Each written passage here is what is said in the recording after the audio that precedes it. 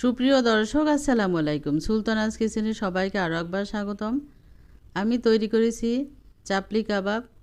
ঘরে থাকা মশলা দিয়ে এটা তৈরি করেছি, কিন্তু স্বাদ রেস্টুরেন্টের স্বাদকে হার মানাবে। এটা এতটাই মজার হয়েছে, আর এটা তৈরি করতে সময় কম লাগে এবং খুবই সহজ। আশা রাখি রেসিপি আপনাদের কাছেও ভালো লাগবে। যাদের ভালো লাগবে একটা লাইক দিবেন, সবার সাথে শেয়ার করে দিবেন, আর পাশে থাকা বেল বাটনটি ক্লিক করে দিবেন। তাহলে আমি যখন কোনো নতুন ভিডিও আপলোড দেব সবার আগে আপনার কাছে পৌঁছে যাবে। যারা এখনও আমার চ্যানেলটি সাবস্ক্রাইব করে দেননি তাদের কাছেও অনুরোধ থাকবে আমার চ্যানেলটি সাবস্ক্রাইব করে দিয়ে আমাকে সাপোর্ট করার জন্য। আমি এই চাপলি কাবাব কীভাবে তৈরি করেছি আজকে আপনাদের সাথে শেয়ার করব। আশা রাখি আপনারা ভিডিওটি না টেনে ধৈর্য সহকারে দেখবেন। তাহলে চলুন আমি কীভাবে তৈরি করেছি। প্রথমে আমি মশলাটা তৈরি করে নিব। এখানে নিয়েছি ৬-৭টা শুকনো মরিচ, বড় সাইজের 2 টুকরো দারুচিনি ছোট টুকরো করে নিয়েছি, 1 চা চামচ গোটা জিরা, আর নিয়েছি বড় এলাচ একটা, জয়ফল নিয়েছি 1টার 4 ভাগের 1 ভাগ, 4টা ছোট এলাচ, 2টা তেজপাতা নিয়েছি, কিছু লবঙ্গ 5-6টা, আর একটা জয়ত্রীর অর্ধেক, আর নিয়েছি কালো গোলমরিচ আর গোটা ধনিয়া 1 চা চামচ। এবার ভালোভাবে আমি এটা একটু টেলে নেব শুকনো খোলায়। তবে এটা যেন পুড়ে না যায়, আর এটা বেশি ভাজার প্রয়োজন নেই, তাহলে কিন্তু এটা ভালো হবে না। মচমচে করে হয়ে গেলে এটা নামিয়ে নেব। হয়ে গেছে ভেজে নেওয়া। এবার চুলাটা বন্ধ করে অন্য একটা পাত্রে নামিয়ে নেব। ঠান্ডা হওয়ার পর এটা গুঁড়ো করে নেব, তবে একেবারে মিহি গুঁড়ো করব না, আদা ভাঙা অবস্থায় থাকবে এটা। আর নিয়েছি এখানে হাফ কেজি গরুর মাংস ছোট টুকরো করে নিয়েছি, এটা কিমা করে নিব। আর একটা ডিম লাগবে, আর আমার লাগবে একটা টমেটো। এখানে নিয়েছি পেঁয়াজ কুচি, ক্যাপসিকাম নিয়েছি 1টার অর্ধেক, আদা নিয়েছি 2 ইঞ্চি পরিমাণ, রসুন নিয়েছি 5-6টা, মানে 5-6টা টুকরো নিয়েছি, আর পেঁয়াজ হাফ কাপ পরিমাণ আছে। প্রথমে আমি আদা, রসুন আর কাঁচামরিচ, ক্যাপসিকাম দিয়ে আমি একটা চপারে দিয়ে ভালোভাবে মিহি করে চপ করে নিব।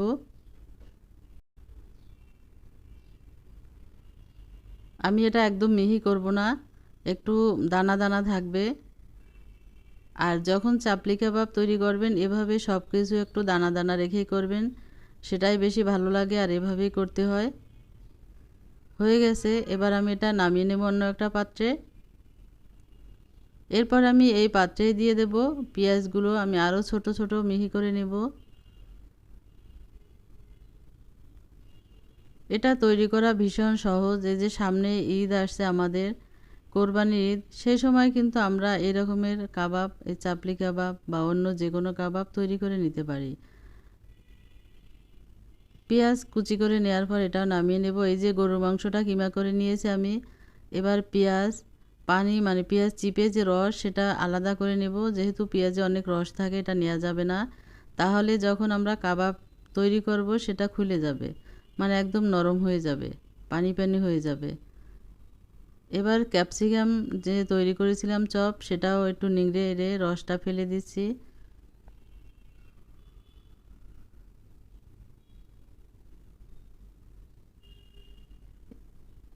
এখন দিয়ে দিচ্ছি আমি এখানে হাফ কাপ পরিমাণ বেসন। এই বেসনটা একটু শুকনো খোলায় টেলে নিয়েছিলাম, সেই বেসন আছে, হাফ কাপ বেসন দিয়েছি। এবার দেবো অন্যান্য মশলা, 1 চা চামচ জিরার গুঁড়া, 1 চা চামচ দেবো ধনিয়ার গুঁড়া, শুকনো মরিচ দেবো আমি এখানে ঝালের জন্য 1.5 চা চামচ পরিমাণ, হলুদের গুঁড়ো দিয়েছি আমি এখানে হাফ চা চামচ। যে মশলাটা আমি করেছি সেখান থেকে এখানে 3 চা চামচ মশলা দিয়ে দিচ্ছি। আমার কাছে যদি মনে হয় কম হয়েছে পরবর্তীতে আমি আরও একটু মিশিয়ে নেব। এই যে মশলা কিন্তু আমি গুঁড়ো করিনি। আর দিয়ে দিচ্ছি ধনিয়া পাতা কুচি,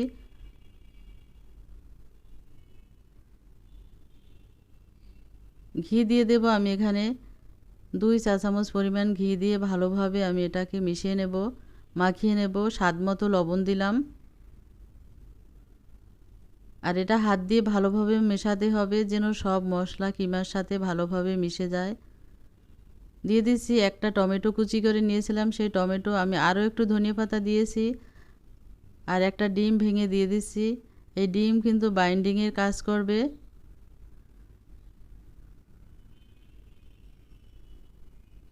টমেটোর ভিতরে যেই রসালো অংশ থাকে সেটা আমি ফেলে দিয়েছি। তারপরে বাইরের শক্ত অংশটা এভাবে কেটে নিয়েছি কুচি কুচি করে।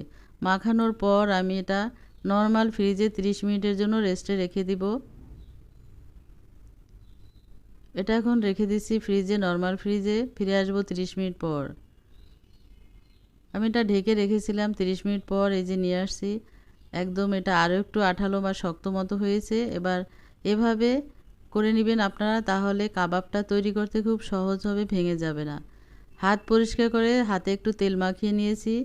এবার আমি যে কিমাটা রেডি করেছি সেখান থেকে খানিকটা হাতে এক মুঠো করে নিয়ে আমি গোল করে এরকম এক হাতের তালুতে দিয়ে আর এক হাত দিয়ে চেপে চেপে করে নেব আমি। এই যে চাপলি কাবাব, এটা চেপে চেপে করা হয়, সেজন্য হয়তো এর নাম চাপলি কাবাব। এটা একদম মোটা হবে না, পাতলা করে নিতে হবে এরকমের।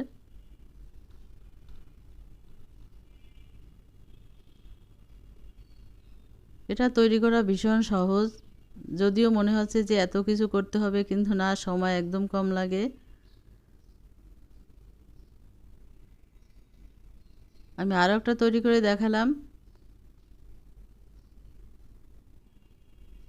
আমি এখন এগুলো সব কিমা দিয়ে তৈরি করব না, আমি এই কিমা থেকেই 2টা রেসিপি করব। এই চাপলি কাবাব আমি পরবর্তীতে আরেকটা রেসিপি তৈরি করব, যা আপনাদের সাথে শেয়ার করব।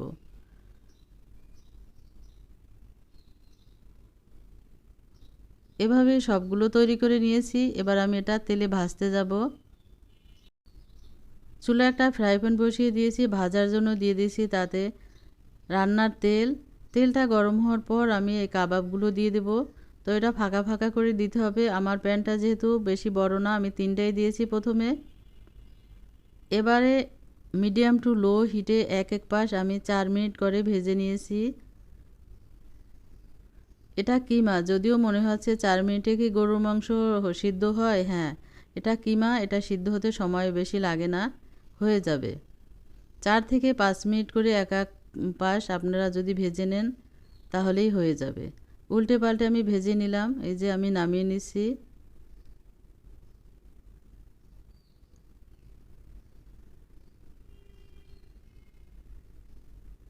বাকিগুলো আমি এভাবে ভেজে নিব।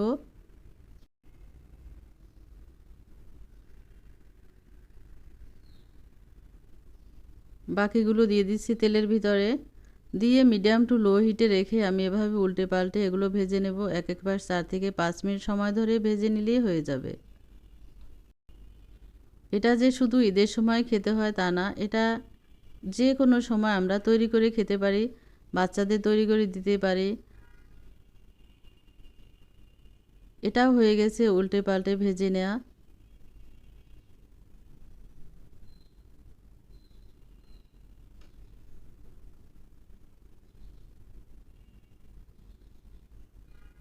আমি এখন এটা উঠিয়ে নেব। এরপর আমি একটা পরিবেশন পাত্রে এটা সাজিয়ে নেব।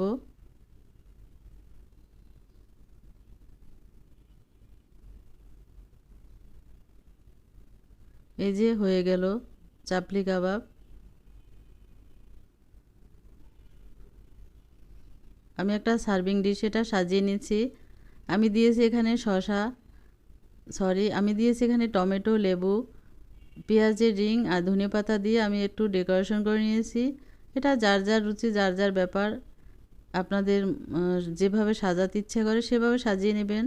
আর এরই সাথে তৈরি হয়ে গেল আমার মজাদার চাপলি কাবাব, যেটা খুব সহজে তৈরি করা যায়, খেতেই ভীষণ মজার। এই ঈদে একবার হলে এটা তৈরি করে খাবেন, সবার সাথে শেয়ার করে খাবেন। ভালো থাকবেন, সুস্থ থাকবেন, ইনশাল্লাহ কথা হবে আবার অন্য কোনো রেসিপি নিয়ে। আজ তাহলে এ পর্যন্তই। আল্লাহ হাফেজ।